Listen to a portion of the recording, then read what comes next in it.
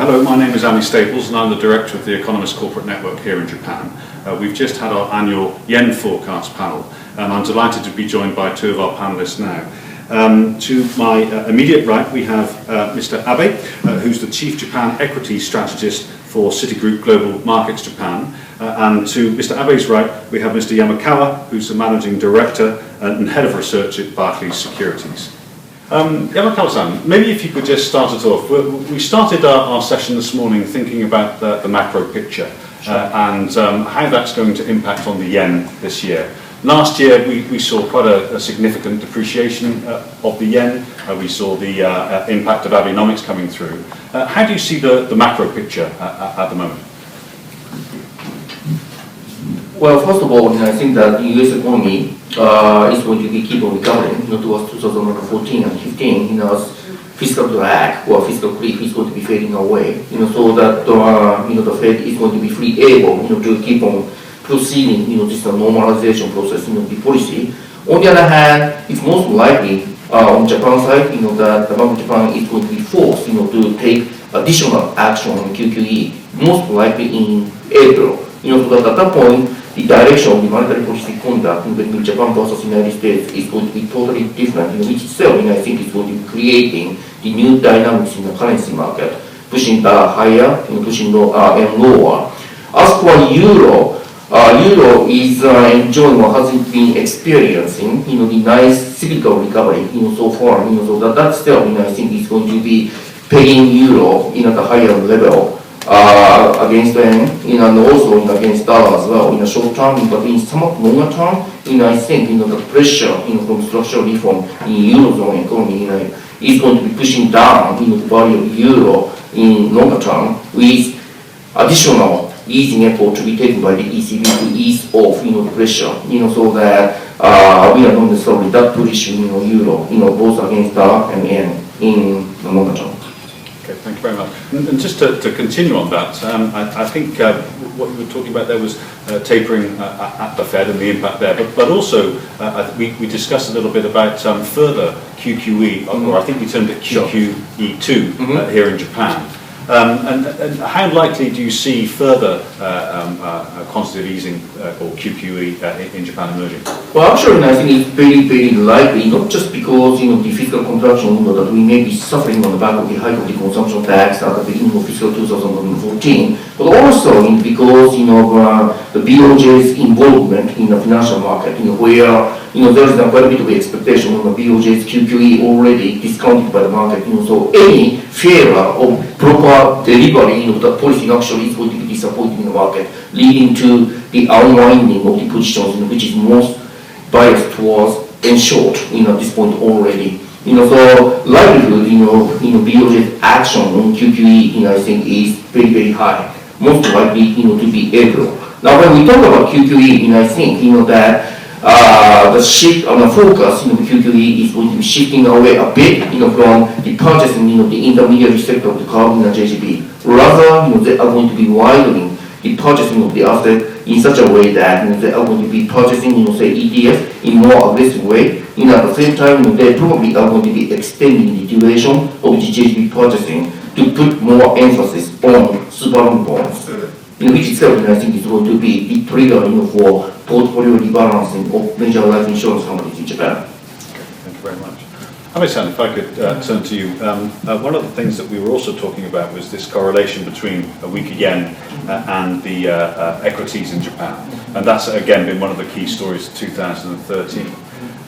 What scenarios do you see for a weaker or a stronger yen and a stronger and weaker equities in Japan? For the next 2 years, I expect the weak yen and the strong equities phase, the current phase of what we saw in 2013, going to continue. The causation runs from the yen weakness to the improvement of corporate earnings and raises equity prices. This correlation is quite strong, and as Yamakawa-san said, we are likely to see differences of the direction of monetary policy in the US and Japan. So the yen is likely to depreciate, and the yen depreciation is going to improve Japanese corporate earnings and raising equity prices. And that phase is going to likely to remain for the next 2 or 3 years. And then if the best scenario, if we have a good scenario, the BOJ achieves inflation goal of 2% and starts to raise its policy rate, and that's gonna raise Japanese yen against US dollar. But in that time, if we see strong domestic demand by the preparation for the Olympics, such as the infrastructure investment boom, then Japanese corporate earnings improve, driven by domestic demand. Then we can have strong equities and strong yen phase. But this is one of the best scenario we can have. And another, this is some risks that we have strong yen and weak Japanese equities. If a BOJ fails to get out of deflation, then inflation expectation declines and the yen appreciates. That will deteriorate the Japanese corporate earnings and lower Japanese equities. So, but in my view, for the next 2 years, we are likely to be in the phase of the weak yen and strong equities. Okay, thank you very much. And I think just to summarize some of our discussions, there was a general consensus that we'll see continued but gradual weakening of the yen, perhaps down to around 110 to the dollar or so. And also, one of the key indicators that we need to keep our eye on, particularly over the next few months, is wages. Sure. And I wonder, Yamakawa-san, if you could explain why wages are such an important thing for us to keep our eye on.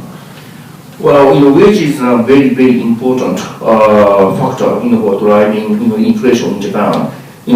Simply because, the Japan is becoming a more service-oriented economy, where most of the service industries actually are very, very labor-intensive, so any inflation dynamics actually is heavily affected, by the trend of wage.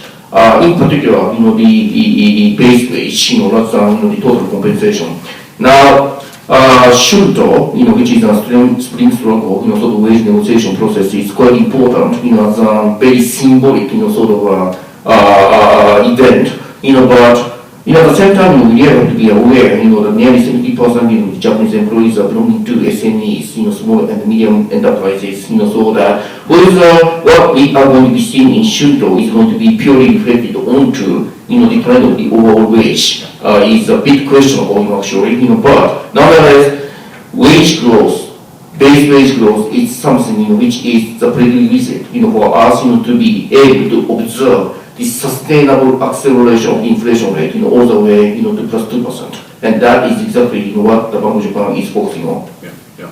And just continuing on inflation expectations, of course we have the sales tax hike coming in April. What impact do you see that having on the economy in general, and particularly on inflation expectations and therefore on the currency? We expect the economy to slow down because of the consumption tax rate hike, and our economists expect Japanese GDP growth, where GDP growth slows down from 2.5% last year to 0.5% next fiscal year, so that we are likely to see significant slowdown by the consumption tax rate hike. And then if the demand decreases, that can raise expectations that Japan may not get out of the deflation, may not be able to get out of deflation, so that is going to lower inflation expectation. But responding to that, we expect the BOJ to add monetary easing, as Yamakawa-san mentioned, QQE2. So we see the slowdown, we expect to slow down the economy because of the tax rate hike, but thanks to the BOJ's action, we expect the inflation rate expectation gonna comes back, and then and going to the 2015, and then we are likely to see whether Japan really can get out of deflation. And in that case, Japanese wages are very, very important, as Yamakawa-san mentioned. Okay, thank you very much.